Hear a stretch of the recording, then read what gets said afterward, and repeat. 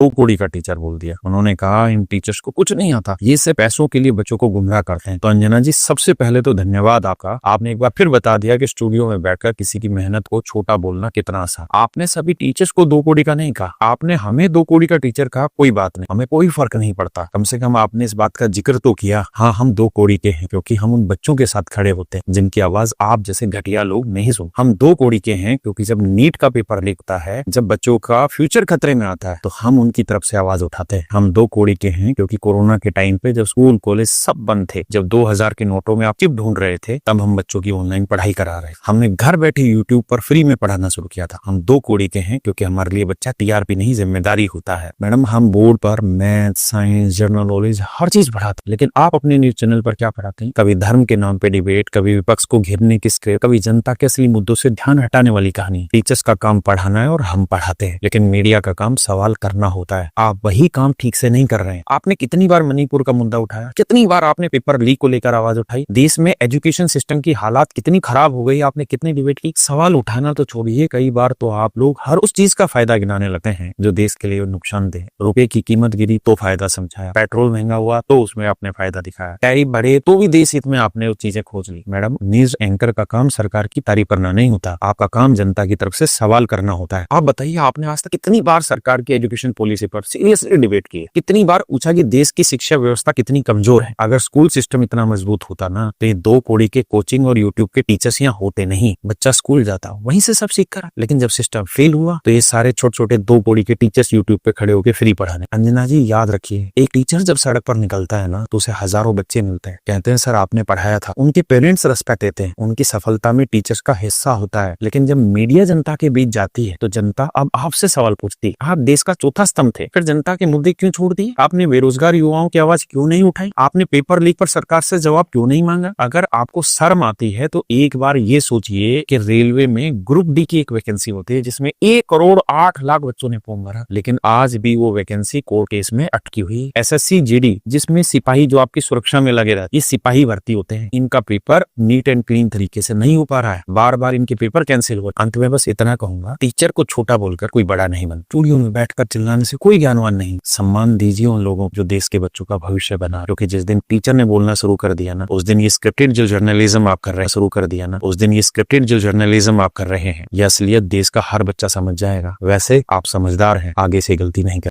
Anjana Om Kashyap